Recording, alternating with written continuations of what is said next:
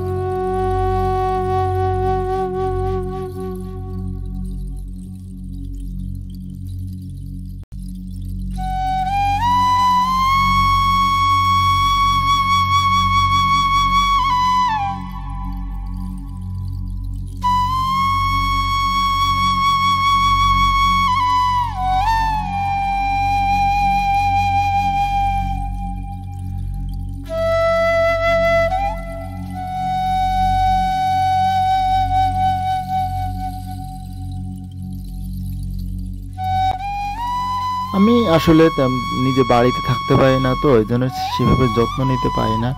আর গত বর্ষার সময় অনেকগুলো নষ্ট হয়ে গেছিল, সেই দৃশ্যই আপনারা দেখলেন। এখন অবশ্য আরও অনেক সবজি আছে, সেগুলো আপনাদের মাঝে শেয়ার করব। তবে আপনারাও চেষ্টা করবেন বাড়ির আনাচে কানাচে কোথাও যাতে কোনো ফাঁকা জায়গা পড়ে না থাকে, কিছু না কিছু আবাদ করার চেষ্টা করবেন।